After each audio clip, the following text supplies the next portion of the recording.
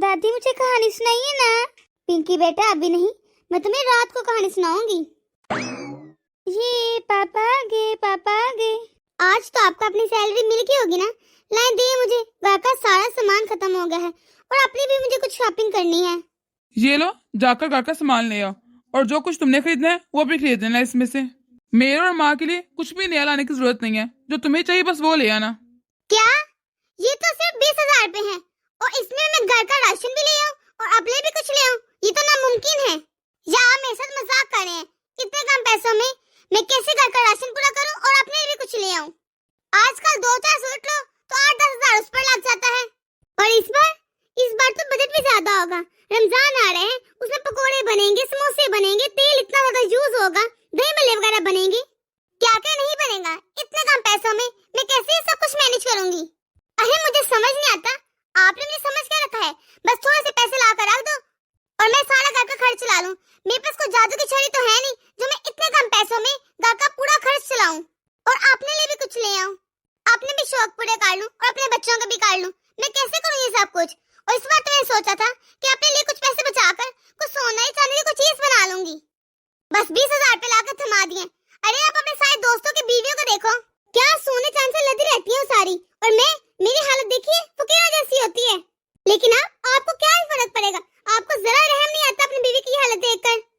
आप तो बस 20,000 थमा देते हैं और कहते हैं घर का खर्च चला लो। ये तो मैं ही बेचारी घिसती पिसती रहूं कि कैसे मैनेज करूं सब कुछ। मुझे समझ नहीं आता आप कैसे शोहर हो। क्या मैं मुफ्त की निगरानी इस घर की? मैं दिन रात काम करती रहती हूँ, तुम्हारी माँ की खिदमत करती हूँ, तुम्हारी बेटी को पालती हूँ, तुम्हारे घर को चला रही हूँ, और फिर भी भिखारियों की तरह 20,000 रुपए करा दिए। लेकिन नादिया, मैं क्या करूं?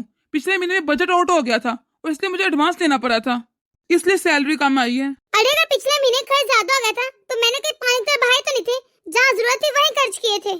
नादिया, अभी तुम इतने ही पैसे रख लो, मैं कुछ एक्स्ट्रा काम ढूंढकर तुम्हें पैसे ला दूंगा। और वैसे नादिया, हमारे घर में खाने पीने की कोई कमी तो नहीं है। जैसे तैसे सही, लेकिन घर के सारे खर्च चलते हैं, पूरा कर तो रहा हूँ मैं। तो फिर तुम मुझे इतनी बातें क्यों सुनाती हो? मैं कोशिश तो करता हूँ हर जरूरत पूरी करने की। हाँ, तुम करते क्या हो? बस रोटी तो खिलाते हो मुझे। दूसरी औरतों को देखा है? रमजान में खरीदारी कर करके थक जाती हैं। मुझे समझ नहीं आती, जब लोगों की हैसियत ही नहीं होती तो लोग शादी क्यों करते हैं, बीवी के ले आते हैं। नादिया प्लीज बस करो, तुम्हारी बेटी सारी बातें सुन रही है। कम से कम मुझे मेरी बेटी के सामने जलील तो ना करो। अरे अच्छा है, ये सुन ले, इसे भी तो पता चले कि आखिर इसके बाप की औकात कितनी है। अच्छा ही है, ताकि इसको भी अपनी ख्वाहिशें मारकर जीने की आदत हो जाए अभी से। पापा पापा। पिंकी इधर आओ, क्या पापा पापा लगा के रखी हुई है? जाओ जाकर होमवर्क करो अपना।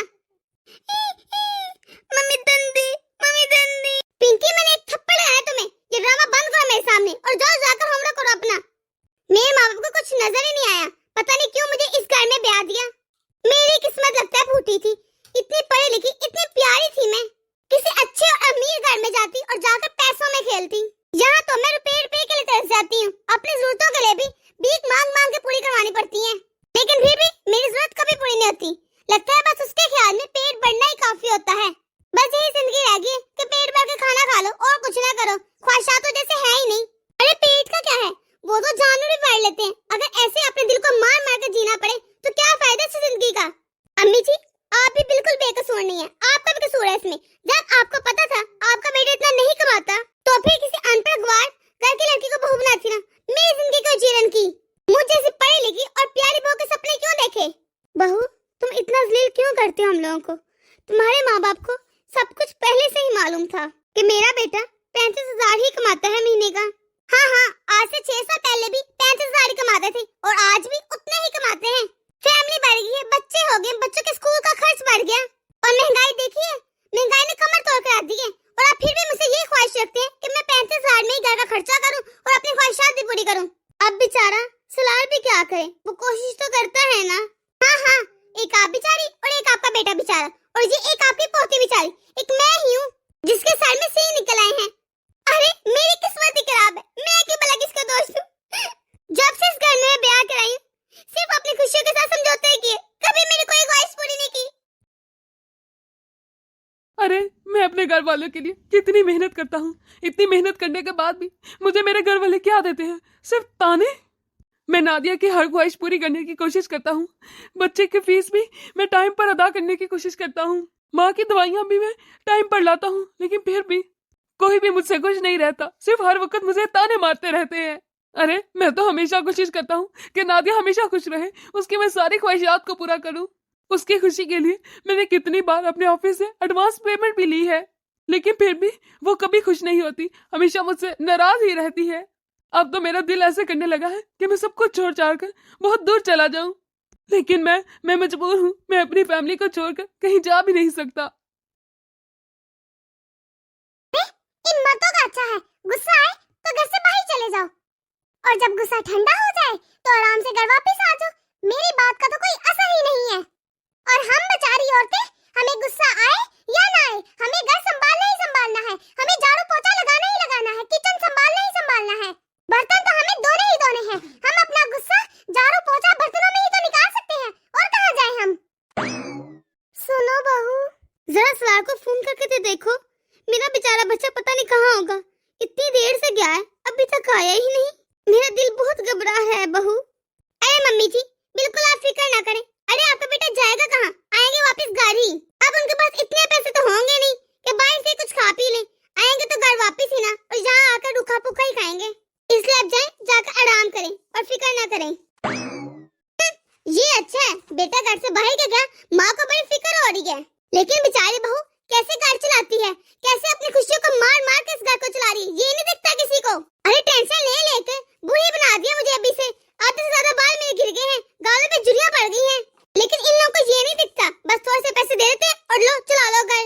अरे मैं क्या करूं, मुझे कुछ समझ नहीं आता। कभी कभी मेरा दिल करता है मैं भी सब कुछ छोड़ छाड़ कर इस घर से कहीं चले जाऊं दूर, लेकिन क्या करूं, माँ हूँ, बच्चे को छोड़कर जा भी नहीं सकती कहीं। मम्मी पापा आ गए, तो मैं क्या करूं?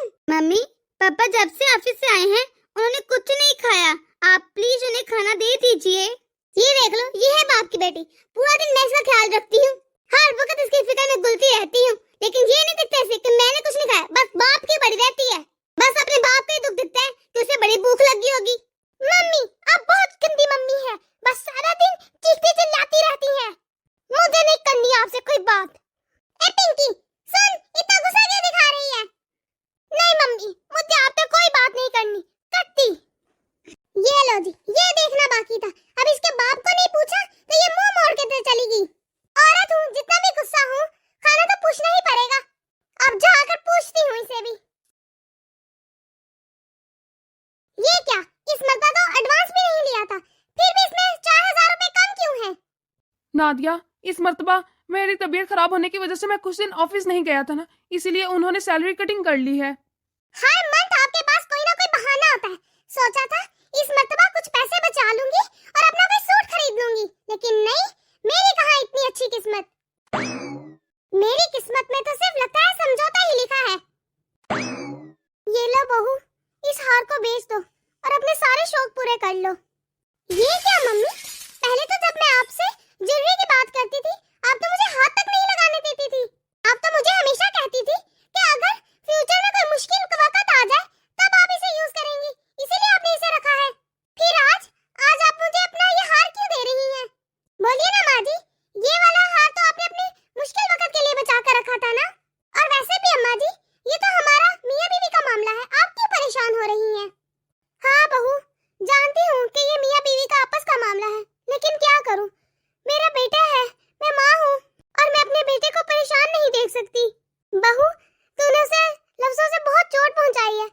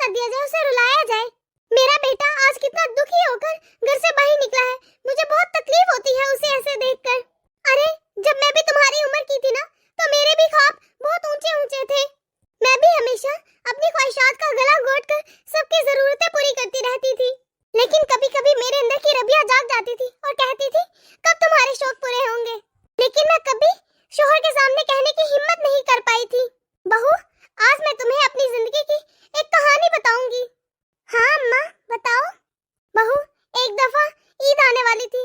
न जाने मुझे क्या हो गया था। मैंने अपने शौहर से सोने के सेट की फरमाइश कर दी थी। मैंने शादी के बाद कभी अपने शौहर से कोई फरमाइश नहीं की थी, इसीलिए वो भी मेरी ख्वाहिश पूरा करने में जुट गए थे। लेकिन कुछ दिनों बाद मुझे पता चला मेरे शौहर मेरे सेट की वजह से ऑफिस के बाद कहीं पर मजदूरी करते थे, और जब मुझे ये पता चला तो मैं दंग रह गई। मैं एक दिन उनका पीछा करती करती वहाँ चली गई जहाँ वो मजदूरी करते थे, और जैसे ही मैंने अपने शौहर को मजदूरी करते देखा मेरा कलेजा मुंह को आ गया। बहू, मैंने फौरन ही तुम्हारे बाबा का हाथ पकड़ा और उनसे कहा, अब यहाँ क्या कर रहे हैं? पहले तो सलार के बाबा मुझे एकदम से देखकर घबरा गए थे। फिर वो मुझसे कहने लगे, बस कुछ दिन की बात है, फिर मैं तुम्हारे लिए सेट खरीद लूंगा, उसके बाद यहाँ मजदूरी करना छोड़ दूंगा। मैं बहुत ज्यादा हैरान और परेशान हो गई। मैंने उन्हें उसी वक्त कह दिया, मुझे कोई सेट नहीं चाहिए और वो यहाँ इस तरह मजदूरी करना छोड़ दें, क्योंकि मुझे सोना चांदी कुछ नहीं चाहिए था। मुझे तो सिर्फ अपने शौहर का प्यार चाहिए था। और उसी वक्त मैं उनका हाथ पकड़ के बहुत रोई थी, लेकिन उन्होंने मेरी बात नहीं मानी और चोरी छुपे मजदूरी करने में लगे रहे। उस वक्त यही हार उन्होंने मुझे खरीद कर दिया था। उस दिन मुझे ये बात बहुत अच्छे तरह से समझ में आ गई कि एक औरत के लिए उसके शौहर से बढ़कर और कोई भी चीज अहम नहीं होती। आज देखो ना बहू, मेरे पास उनकी दी हुई हर चीज मौजूद है, लेकिन ना उन ज्वेलरी और गहनों को पहनने का दिल करता है। आज वो मेरे पास नहीं है और ना ही मुझे कुछ भी अच्छा लगता है, क्योंकि मेरे शौहर अब इस दुनिया में नहीं है। बेटा, हम इस जिंदगी में बहुत सी ख्वाहिशात के पीछे भागते रहते हैं। जब हमारा कोई अपना हमसे बिछड़ जाता है तब हमें उनकी कदर होती है, हम उनकी जिंदगी में उनकी कदर ही नहीं करते। बेटा, ये सेट तो मैंने तुम्हारे लिए ही रखा था, इसे बेचकर तुम अपने सारे शौक पूरे कर लो। वैसे भी बहू, ये गहने तो तुम्हारे ही काम आएंगे आगे चलकर। अब तुम चाहे इसे अभी यूज कर लो या आगे जाकर यूज कर लो, लेकिन बहू मैं हाथ जोड़कर तुमसे इल्तिजा करती हूँ, अपनी ख्वाहिशात का बोझ मेरे बेटे पर मत डालो और ना ही मेरे बेटे की इज्जत नफ्स को चोट पहुँचाओ। बेटा, अगर मेरे बेटे को कुछ हो गया तो ये जिंदगी तुम्हारे लिए फीकी पड़ जाएगी। जैसे अब मुझे ही देख लो बहू, तुम्हारे बाबा के बिना मुझे अपनी जिंदगी फीकी लगती है। मैं तुम्हारे आगे हाथ जोड़ती हूँ बहू, मेरे बेटे को इतनी टेंशन मत दो कि वो कहीं इस जिंदगी से उगता कर अपने साथ कुछ बुरा ही ना कर बैठे। मैं तुम्हारे आगे हाथ जोड़ती हूँ बहू, मेरा एक ही बेटा है, उस पर तरस खाओ। मम्मी, आप ये क्या कह रही? मैंने तो कभी ऐसा सोचा ही नहीं था कि जिंदगी में कभी कुछ ऐसा भी हो सकता है। मैं तो हमेशा अपने बोलने वाले शौहर पर दबाव डालती रही। मुझे तो हमेशा हर त्योहार पर, ईद पर नए कपड़े, नई ज्वेलरी, नए जूते और नए जेवर ही चाहिए थे। मैंने कभी सोचा ही नहीं कि खुदा ना खास्ता इन्हें कुछ हो गया तो मेरा क्या होगा, कि क्या मैं उनके बिना ये सूट वगैरह ज्वेलरी पहन पाऊंगी या मैं त्योहार वगैरह खुश हो पाऊंगी इन पर। माँ जी, आपने जो कुछ मुझे कहा इसके बाद मुझे बहुत घबराहट हो रही है, मेरा कलेजा मुंह को आ रहा है। अम्मी जी, वो गुस्से में बहुत देर से घर से गए हैं और अभी तक वापस भी नहीं आए। मुझे बहुत टेंशन हो रही है, मुझे बहुत डर लग रहा है। मम्मी जी, वैसे तो वो बहुत मरतबा गुस्से में घर से बाहर गए हैं, लेकिन कभी इतनी देर नहीं हुई। आज बहुत देर लगा दी इन्होंने। अम्मी जी, मैंने अभी फोन करके पूछती हूँ कि वो कहाँ है, क्यों नहीं वापस आए अभी तक। मम्मी जी, इनका फोन भी बंद जा रहा है, मुझे बहुत घबराहट हो रही है। ये फोन आखिर क्यों नहीं उठा रहे? आखिर आज इतनी देर इनको कैसे हो गई, ये अभी तक आए क्यों नहीं? और मम्मी जी, मुझे ये हार भी नहीं चाहिए, आप जाकर इनको वापस रख दीजिए। मुझे तो बस मेरा सलार चाहिए। हाय अल्लाह, ये क्यों नहीं आ रहे अभी तक? अरे, आप अभी तक आए क्यों नहीं? कहाँ रह गए थे? आपको पता है मुझे आपकी कितनी टेंशन हो रही थी, कहाँ थे आप? अरे नादिया, क्या हो गया? तुम रो क्यों रही हो? आपको पता है मैं कितनी परेशान हो गई थी। आप बाहर क्यों थे? आपने फोन क्यों नहीं उठाया? मुझे लगा आपको कुछ हो ना गया हो। अरे नादिया, मैं बिल्कुल ठीक हूँ, देखो तुम्हारे सामने हूँ। अरे रोना तो बंद करो। मुझे माफ कर दे प्लीज, मुझे माफ कर दे। मुझे कुछ नहीं चाहिए, मुझे बस आप चाहिए।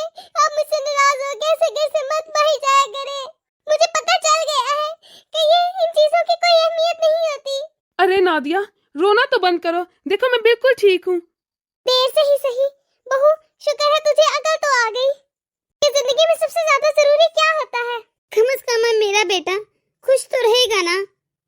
तो दोस्तों, कैसी लगी आपको आज की हमारी ये वीडियो? अगर आपको हमारी ये वीडियो पसंद आई है तो इसे लाइक और शेयर कर दे। अगर आपने हमारा चैनल अभी तक सब्सक्राइब नहीं किया तो जल्दी से कर दे, ताकि हम आपके एक सब्सक्राइब से